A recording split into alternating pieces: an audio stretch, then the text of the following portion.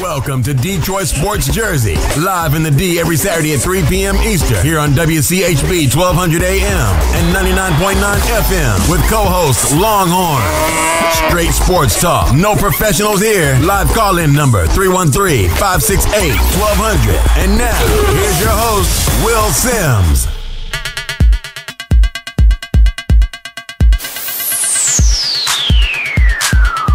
Detroit Sports Jersey is representing the 313, the 586, the 734, the 810, and the 248, and the 517.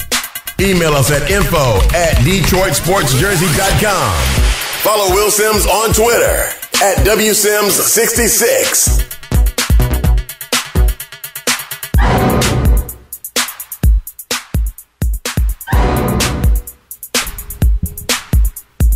All right, welcome to Detroit Sports Jersey. I'm your host, Will. Got the Longhorn, DC, and what up? L. Beasley. What's going on, Longhorn?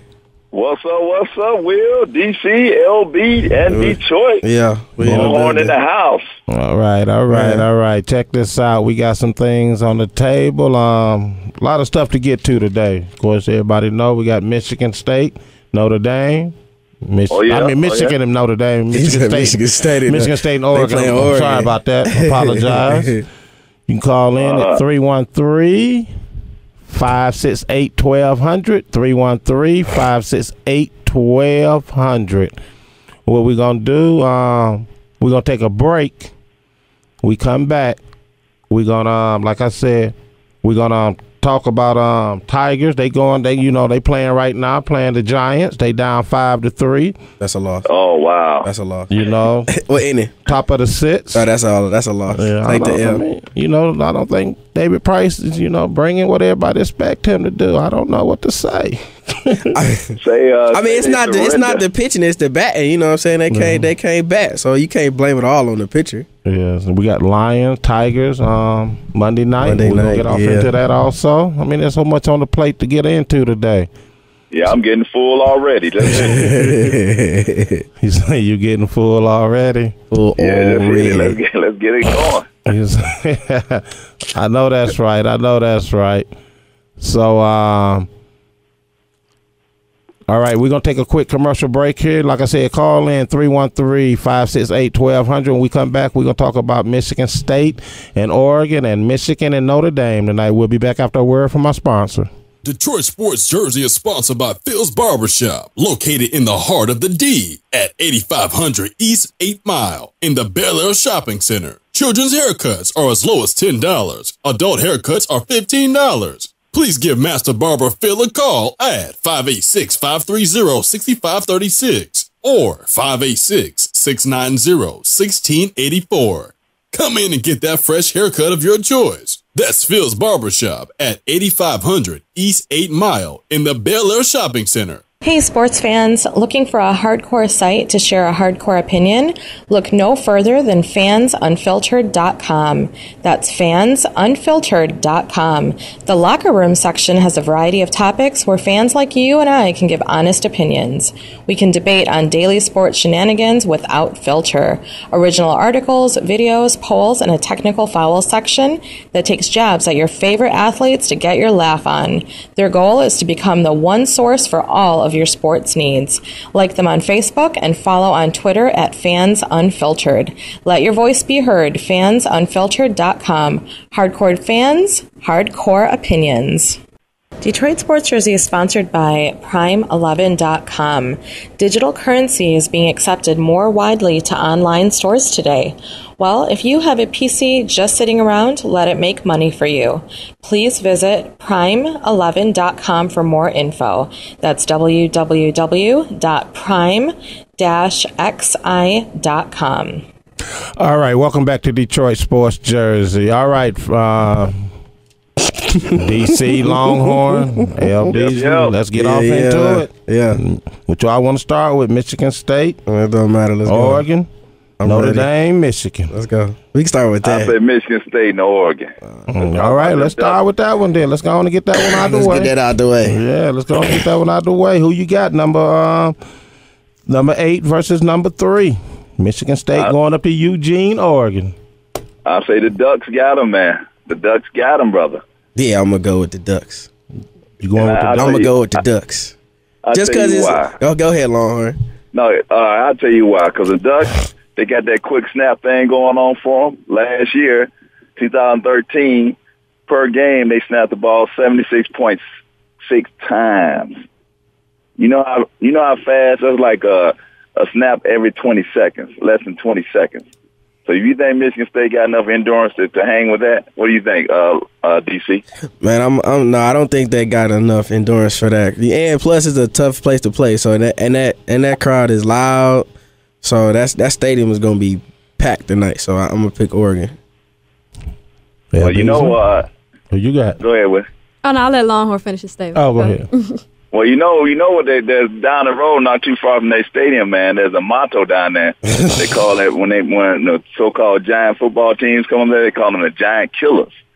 You know what I'm saying? So, and old Nick and the head coach of Alabama, the head coach of Arkansas. I'm so sad, too bad they didn't get that rule passed. Talking about it's unfair that Oregon snapped the ball. They was gonna go on the issue of player safety, just because old Nick lost to Auburn last year.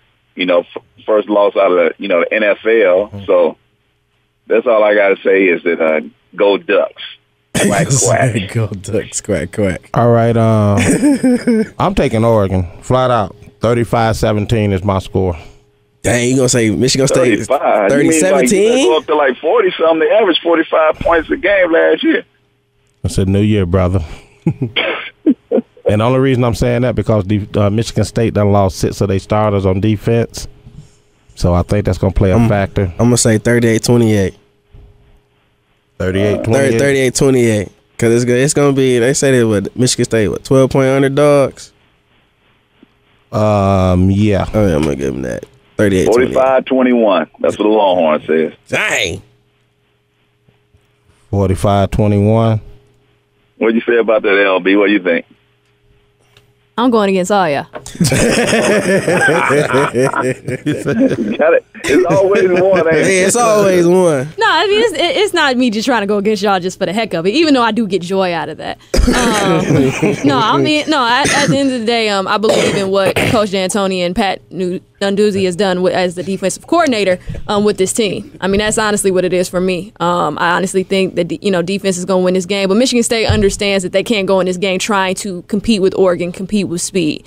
One of the first things you have to do is make them one-dimensional. And if I'm them, my whole goal and my whole mindset is if I can slow down this run. It doesn't mean completely stop it for 4 quarters because that's not necessarily going to be something they can do. But if they can come in here and force Mariota to throw the ball and beat them with his arm and not his feet and not those running backs with their feet and their great agility, then they have a chance. The whole point of this is just that defense making Oregon one-dimensional. And on top of that, also this offense keeping the game going offensively. But if they keep this low, they keep this a low-scoring game, there's no reason Michigan State can't come out on top because, as we saw last year, Oregon doesn't like low-scoring games. They proved that against their own in-state rival, Oregon State. Well, the thing about Oregon is you just say 2 things. They're going to blow you out or it's going to be a close game. That's it. No, I know, but I'm saying if you go back and look at the close games, you see why they made Oregon one-dimensional. And Oregon State didn't necessarily have a great defense like Michigan State has. And even back to your point with the whole with them missing 6 guys, I do feel like that's key. And that's one of the things I'm going to be watching for in this game. But at the same time, again, this goes back to D'Antoni and Pat Narduzzi as the defensive coordinator. They do a great job, and I mean an amazing job of building up that talent and making sure that they're ready. That's one of the reasons Michigan State is having the success that they're having these last few years is because of the way they recruit, but also because of the way they develop that talent. So when it is time for their number to be called and for their name to be called, they're ready to go and step into that play just like the former starters did before them. What's your final score? Since I believe they have to keep it low, to win. You're going 12-13. I'm about to say she's probably gonna say 13-10. No, actually I'm gonna say it's gonna be a close one. So I'm going more like 24-21.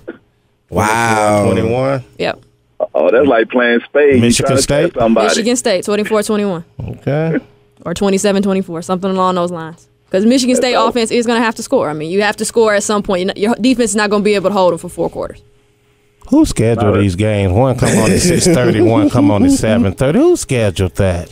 Knowing that these was going to be two big games. Yeah. These are two big games.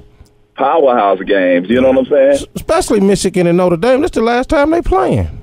Well, they figured Mariota wasn't supposed to come back this year, so they thought he was going to the league. But when they heard he was coming back, they was just like, well, we might as well just keep it how it is. We can't change the time. And then Michigan, Notre Dame, that's their last game, too, so that's a primetime game. Speaking of Michigan and Notre Dame, L. Beasley, what did you get out of the game last week? You was up there watching it live, Appalachian State. Yeah. Oh, Lord. Hey, next time could you go up there and cover that game? Could you do me one favor? Oh, Lord. Tell Devin Garter to please change his jersey number. Please. Thank you. Yes. Change that. That's the number that, he's wearing in honor of another former Michigan. Oh, no. I mean, it's no different than Devin Funch is changing his number to number 1 now because he's a receiver and he wants to follow in the path of the great receivers before him. So, I mean, it just happens. See, that number 1, that's a big step. You got to fulfill them shoes of that number 1 jersey. I mean, yeah, he does. But, I mean, he started off to a good start. And like I said, I'm interested to see what he's going to do moving forward. But to answer your question, getting back to it, I mean, the atmosphere was amazing. It was opening, a season opener. So the atmosphere at Michigan Stadium, a.k.a. the Big House, was amazing. But what I really liked was what I saw mostly from the offense. Coming in, I really wasn't too worried about the defense. We saw a lot of good things from them, whether it was the spring game, whether it was the open practice that Brady Hoke allowed the media to attend. We saw a lot of good things out of Michigan. I think the big Michigan defense, the big thing was that offense. The offensive line did do a solid job of holding up. We saw that Derek Smith and Davion Smith can provide a nice be a nice dynamic duo in the backfield. Both bring a lot of different type of elements to the running game, which I did like. Not to mention you got guys like Justice Hayes and Drake Johnson backing them up. But the main thing besides the offensive line standing up that I like is the way that, at least in my opinion, the way that the offense is being ran now that Al Borges is no longer there. I really like the fact, and this is not a knock on Al Borges. I always said this, when you have a inconsistent offensive line like the Michigan Wolverines have at this moment, you have to get the ball out quick. And it seemed like Al Borges never understood that. He constantly would put Devin in a situation where he had to sit in the pocket for an hour while his receivers are trying to get 30 yards down the field. You know how many times he got sacked last year? 34 times. And he only got sacked once in this game. And it was just so key because Devin was getting the ball out quickly. And the thing I've always said about Michigan is they have capable receivers. Everybody wants to talk about Devin Funches, and that's great. And he is a beast. I had a chance to watch him growing up at Farmington Hills Harrison. But when you talk about Dennis Norfleet, Jehu Chasen, these are guys who know how to create after the catch. They've done it on the high school level, and they've done it on the college level. So now just give them that opportunity. And that's really why you saw that Michigan offense succeed the way, against it's Appalachian State, so I'm not putting too much into it. But it was nice to see Devin getting the ball out quickly, doing those nice 4 or 5 yard passes, and letting his receivers go out there and get the 10 yards and move the chains. And it worked well. It'll be a good test now against Notre Dame to see if they stick with that, though. Well, they should. Go ahead. Lauren, you think it's sort of like a little scrimmage game to me? You know what I'm saying? Based on the score and what I was looking at, it looked like sort of like a scrimmage game, like a, this like a tune-up game before the real football season starts for them. What do you think? Absolutely. And even at the post-game press conference, and when I went back up there on Monday, that was basically their mindset. We're happy we got the win, but we're not. Like a lot of those guys said, they weren't here when Appalachian State beat Michigan. They were recruits, or they were just guys at home watching the game. They didn't understand it, but at the same time, they still came in here saying, you know what, we understand that we had to beat this team, but we're not so big on this game that we're going crazy, like you said, in the sense like, oh, yeah, we beat Appalachian State. We just won a national championship. No, it was a practice. They knew they were supposed to come out here. They knew they were supposed to win, and that was the thing that I love hearing, that their whole mindset was we were supposed to beat them to a pulp. That's what we're supposed to do. Don't congratulate us on that. If they was the loss, y'all wouldn't have said that was a practice game. If they would have lost. They were just saying for them, it was just the mindset, come out strong more so than a dress rehearsal. Their whole thing is we want to start off the season right, because even in the past when we have won that first game, we don't necessarily win in the way we want to win. And I think that was more so their thing. They wasn't supposed to lose last time they played Appalachian State, but So, yeah, that's the vibe that I've gotten from them. And, of course, this game going to Notre Dame is huge because, like you guys said, it's the last one. And being even with the Lions at their practice facility up at Allen Park, you have Golden Tate and T.J. Jones, who are part of the Lions, former Notre Dame guys right there. And they had a lot to say about this final game as well. I'm expecting Funches to have another big game because you look at the Notre Dame secondary, they only like 5'9", 5'10". Mm-hmm. The corners and the safety only 6'1". He's standing 6'5", so... Absolutely. It's going to be interesting to see how they defend them. That was kind of the thing we as the press were kind of asking Brady, kind of like, are you a little shocked he was in single coverage? You know, there was no doubles, no bracketing, and he kept constantly saying, I think people just kind of, Appalachian State said, show us first. Show us what he can do. We're not going to come out here and just double you automatically. And now he's interested to see how Notre Dame and other teams moving down the road, whether it be Michigan State or Ohio State, are going to work to defend him. Because, again, in that first game, nobody really gave Devin anything beyond just regular zone coverage or single coverage. And we all saw what he can do when you give him that. Give me your final score, L. Beasley. What's the score, Michigan, Notre Dame tonight, under the lights? Under the lights. Last game. Between them two. So let me clear that up. Yeah, I say you're going to have some people calling in last game.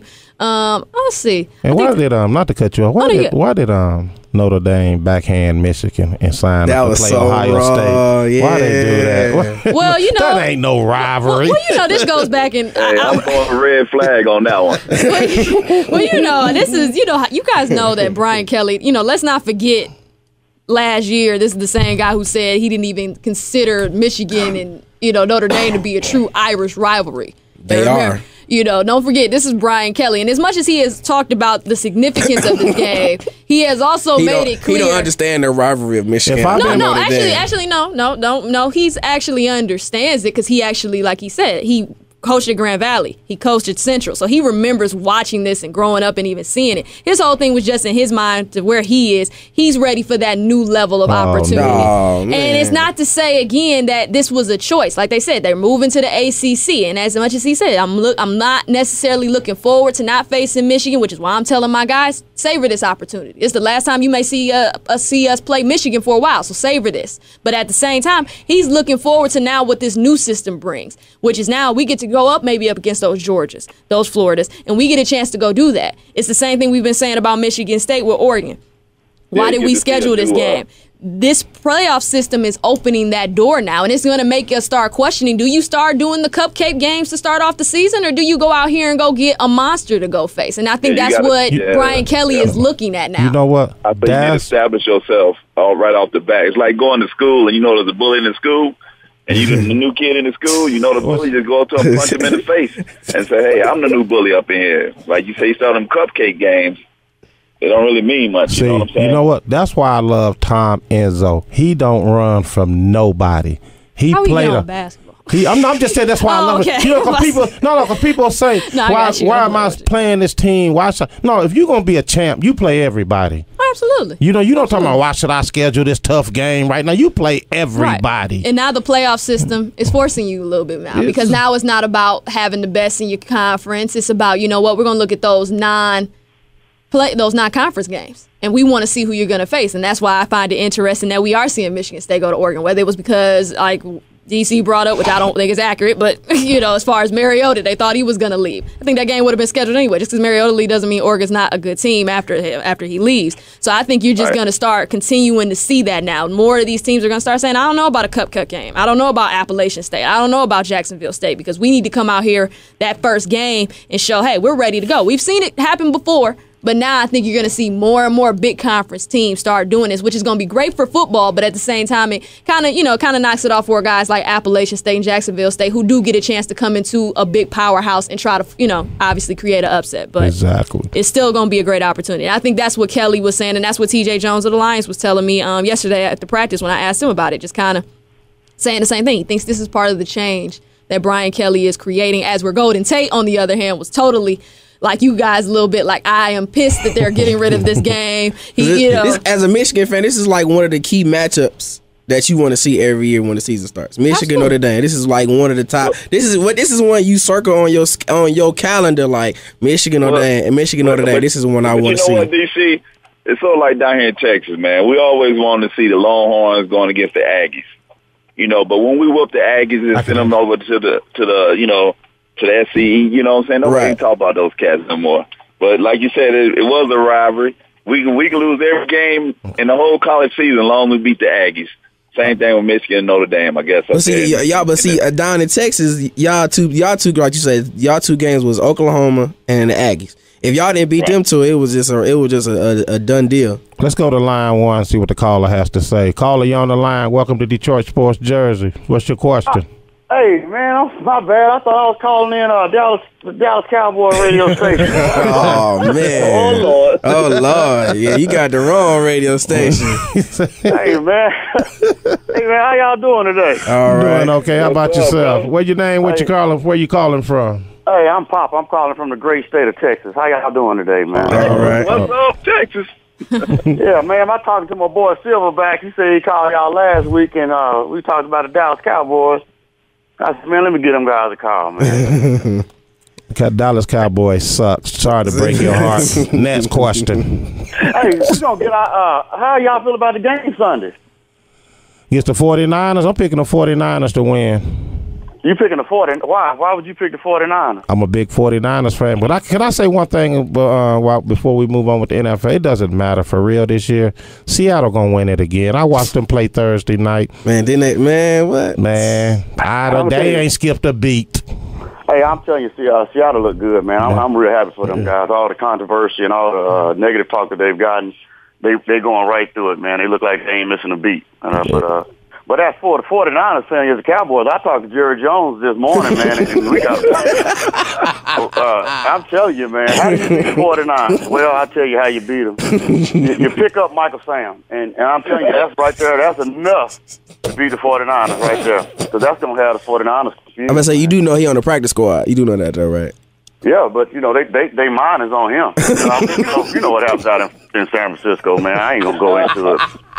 But he is enough of a distraction for us to be able to pull off that win, man. He got everybody here speechless, like, what?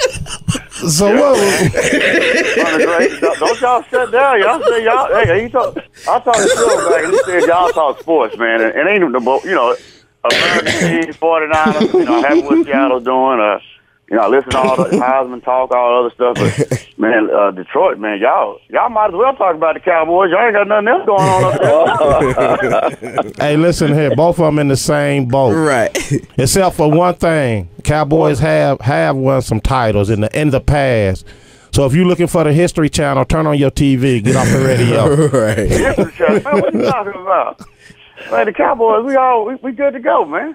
Okay. Y'all say that every year. Right, every year. Yeah, that sound like the Lions. Same old Lions, same old Cowboys. That's just the same thing every year. I won't say same old Cowboys. I just think. At least the Cowboys, though, we do got a little furniture. I mean, Detroit, they ain't got nothing. I resent that. But okay. Are you forgetting that we have the best wide receiver before Des Bryant over here? Yeah. I'm talking about trophies, something to put on your shelf. See, there you go. Back to the History Channel. What I tell you? Back to the History Channel. That's all he can say, though. This is my thing with this. I'm cool with y'all bringing up y'all past because it is great. Dallas Cowboys have a great history. But at a certain point, move on and say, okay, you know what? What can we do to get back to it? It's no different than us. We have a championship, not a Super Bowl. But at the same time, instead of looking back at that, we're going to look back and say, what can we do now to get better? And that's what Cowboy fans need to do the same way Lion fans need to do. I mean, the past is cool, but let's not focus on it like y'all got some recent stuff on the shelf. Good God. Wait a minute now. Y'all got nothing on the shelf. So. No, we don't. We got a championship from the 50s. That's it, bro. It wasn't even a Super Bowl yet. It wasn't even a Super Bowl yet. But at the same time, y'all don't have nothing relevant on the shelf. We don't have nothing relevant on the shelf. Both teams got some superstars on their squad. Both teams have the potential to reach a Super Bowl at some point, but they're not there. If you can't handle that, then like my man said, go watch the History Channel, get off the radio. Then they make us play y'all all the time on Thanksgiving. We don't play y'all all the time. No, we don't play all the time. On Thanksgiving. We play y'all from time to time because it's only a certain amount of teams that play Thanksgiving. But check this out. The next time you talk to Jerry Jones, tell him to stop crying to the NFL to try to extend the playoff team so his Cowboys so the Cowboys can make the playoffs. Yeah, next time you tell Jerry that message, boy. Jerry ain't tripping. Jerry's good to go, man. He's getting old and senile. We need to Jerry's all about that money. That's all Jerry's about. I don't know about much of a coordinating team, but as far as profit goes, Jerry's down with the green. You know what I'm saying? So, and that's coming from the long haul from Texas. And I'm not even Cowboy fan. I'm a 49er fan. So no. Yeah. All right, check this out. Thanks for calling in. We appreciate that caller calling in. We're about to head to a quick commercial break, and then we're going to come back and give our final opinion on the Lions. We'll be back after a word from our sponsor. Detroit Sports Jersey is sponsored by Phil's Barbershop, located in the heart of the D at 8500 East 8 Mile in the Bel Air Shopping Center. Children's haircuts are as low as $10. Adult haircuts are $15. Please give Master Barber Phil a call at 586-530-6536 or 586-690-1684. Come in and get that fresh haircut of your choice. That's Phil's Barbershop at 8500 East 8 Mile in the Bel Air Shopping Center. Detroit Sports Jersey is sponsored by Prime11.com.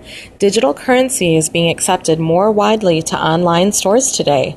Well, if you have a PC just sitting around, let it make money for you. Please visit Prime11.com for more info. That's www.prime-xi.com. Hey sports fans, looking for a hardcore site to share a hardcore opinion? Look no further than fansunfiltered.com. That's fansunfiltered.com. The locker room section has a variety of topics where fans like you and I can give honest opinions. We can debate on daily sports shenanigans without filter. Original articles, videos, polls, and a technical foul section that takes jabs at your favorite athletes to get your laugh on. Their goal is to become the one source for all of your sports needs. Like them on Facebook and follow on Twitter at Fans Unfiltered. Let your voice be heard. Fansunfiltered.com. Hardcore fans, hardcore opinions.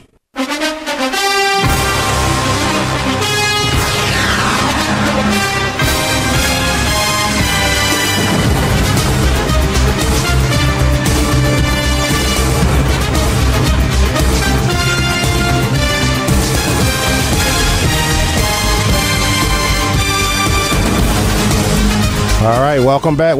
Let's get off into some of this quick Lions talk. Monday night against the Giants. Longhorn, who you got? I got the Giants, 35-10. 35-10. I'm writing this down.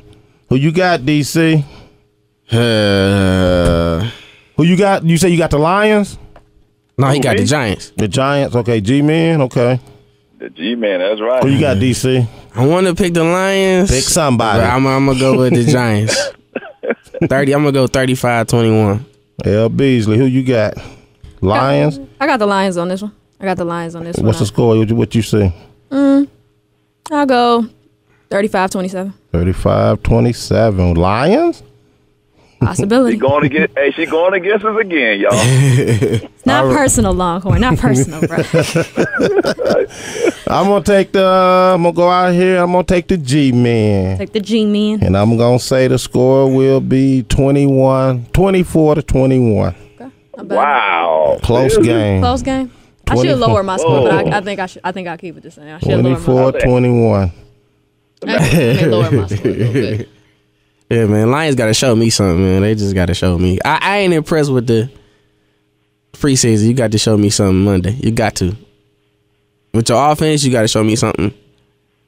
Well, like I always said, that secondary. Yeah, that's true. You got to show me spot. Fairley got his spot back. He's starting again. Okay, can he produce? He got to produce too. He did lose some weight. That's how he got his job back. So I told you got to do some pushbacks, man. Not just push ups. You got to do some pushbacks. LBs, let me ask you something. Do you agree with Nick Fairley and Sue? And I'm telling people this. I'm not no big Lions fan, but I'm telling people, I believe the Lions defense gonna have a big year for them.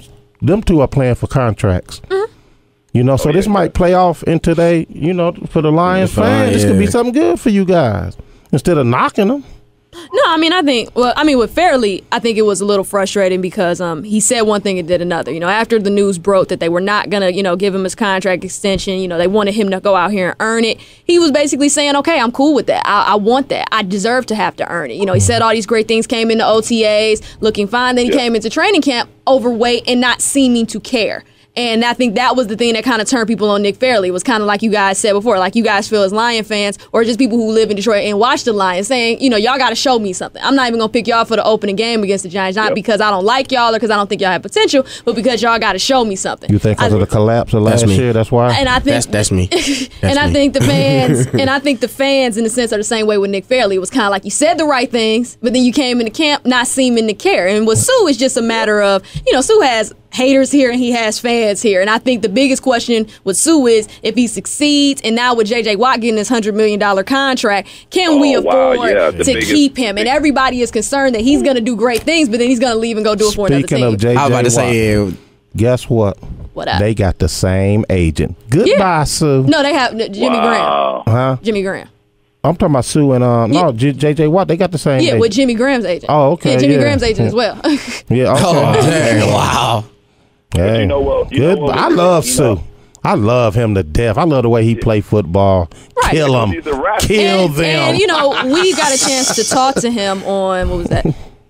Thursday. We got a chance to talk to him on Thursday, and we, you know, of course, as media, of course, we're going to bring up the J.J. Watt contract. But he didn't say anything about it. All he kept constantly saying was when he came to numbers, because, of course, we asked him, does that affect his mindset? And he said he didn't even see the numbers yet, the real true numbers, not just the $100 million. But he said on top of that, he's just not really focused on it. His whole thing right now is Detroit. And like I said, I do get the vibe from even just having a personal one-on-one with him that he wants to be here. I honestly think he wants to be here. But at the same time, the question is, can him and the Lions come on a number that he feels is good enough? I don't think he's trying to be the richest guy in the world here. I think what he wants is money that he feels he deserves. And that doesn't necessarily have to mean it's the same thing J.J. Watt got. I think he wants his level of money. And the question is, do the Lions have that? And can they afford to give him that? And if they can't, and Nick Fairley does show up like we hope he does, will we be able to keep him? And I think that's, again, where the fans are kind of with the line. They're kind of like, we could lose both these guys. And at the same time, you do have some nice D linemen who you can push in, that's why you went and got Cancun Reed out of Princeton and went and got George Johnson. That's why you went and got those guys. But at the same time, it still just makes you question,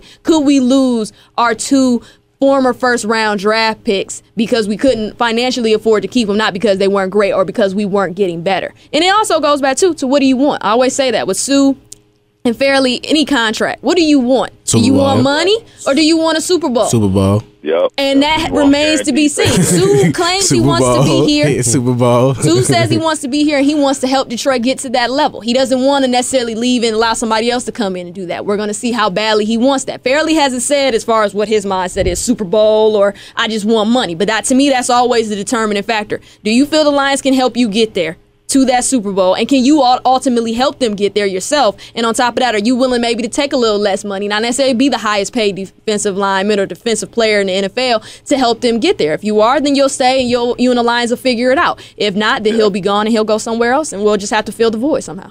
Just like Cliff Avery did. He took less pay and got him a Super Bowl ring. But you know what? I think as far as players go, the bottom line, you have them players just money hungry. But I think deep down inside, man, all players want that Super Bowl ring. Absolutely. You know what I'm saying? Yeah, they of course. Like you said, they take less money to get that championship. You could be making $100 million, but where's your ring at? You know what I'm saying? And Sue's not at the end of his career. Cliff was nearing the end for him. So I think for him it was more like, okay, I know I only got a couple of years left. Sue's not necessarily there. Sue's about to go into his prime. So, and he hasn't really had any serious big injuries either. So I think for him, in his mind, he may, stay here. And like I said, I honestly do believe that he loves Detroit and he wants to stay here. But again, everything has to click. If everything clicks, he stays here and he'll, fans will be happy. Well, most fans will be happy. But, and if he doesn't, then he'll go and, I wish him the best. But, we'll just have to move on past it just like every other team has to eventually move past somebody who leaves. I think it's going to be hard to keep him for the simple fact that if you're the only team that was negotiating with him and you didn't land, then what you going to do with the other teams throw their hats in the ring? It's going to be hard. But at the same time, to me, you can never do anything about that. That's why I said it all goes back to Sue. That's why when everybody keeps making it about the Lions or other teams, it's not about that. It's about Sue. What do you want, Sue? It goes back to you, Sue. If you really want to be here, you gonna make it work. You gonna make it work. Because like we said, Sue, money's not a problem with Sue. Money's not a problem. You get endorsements. We gonna pay you the best we can. I'm going to say this, and I'm going to probably make a lot of people mad, but he can't get both here. He can't get paid and a Super Bowl here. I'm sorry. He can't. Just like he couldn't go to Cleveland and get paid and get a Super Bowl. It's just certain markets you can't do that in. Just like you can't go to teams like Seattle and go get paid and get a Super Bowl. It's either get paid or it's a Super Bowl. And he has to make that decision. And like I always tell people, well, we're worried other teams can come in.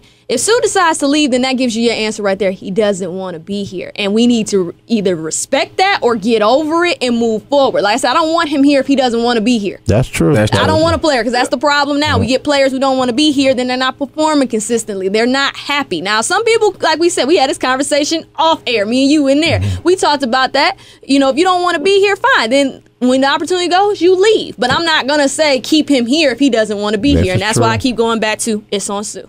You'll have your opportunity to stay in the D. Because if he don't want to be here, gonna make the locker room real uneasy. You know, so he'll make his choice, and like I say, we'll respect it. And those who don't want to respect it, will just have to get over it eventually, or they'll continue to hang on to it for like 30 years. Or don't like him.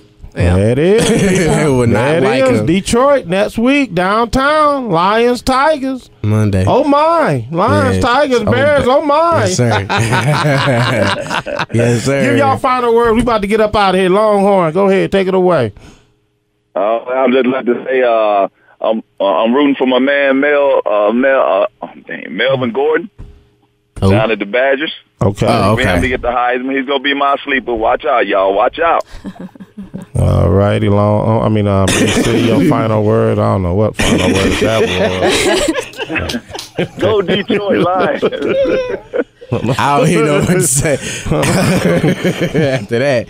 Hey, I'm gonna be downtown Monday, man, for some tailgate. Yeah, I'm gonna be down there tailgating. So, Beasley, you going to the game? Yeah, covering it from the press box. Man. I'm gonna be down there tailgating. So, if you down there tailgating, man, hit me up. Yeah, so I'm gonna write press on my on a piece of cardboard. Walk on up in there. Good luck with that. Good luck with that. I'm telling you now, somebody who's had to go through security for press. Good luck with that. All I got is 2 words: Rodney King. And Lord knows we don't need that in the D right now. We don't need that in the trade. Don't come down right here now. with no cardboard, with no press. I'm telling you now, it's not gonna be pretty, Longhorn, and we want you on the air. Yeah. Okay. All right, we about to get up out of here. Same thing. Mel Beasley, final words. You gonna be at the game Monday? Yeah, final words. Man, I just blessed, man. I've had the opportunity, finally get everything set away with credentials, can attend the practices and stuff, and that helps me to get to know the Lions better, but also helps me to bring some even better insight to this great show. So, that's my final word, man. Like I said, just blessed, man, and let's see what the Lions do against the G-Men. Hey, without giving any names, is there a player that you interview that you just can't stand? He's just cocky, just whether it's pro or college. You ain't got to give no names. No, you know what it is? It's some of the guys, and I understand it because some of your stars, obviously they have to deal with press all the time. But the ones that crack me up are the ones who are so silly we can't even get straight answers. That's the ones that get me because we really covered and we have our fun, but it's like, dude, I can't make an article off your fun. I'm trying to get some answers for a reason. They want to tell jokes. They want to tell jokes. Like, what to do? What's going on, man? Like, can I get some straight answers? Those are future politicians right there. Exactly.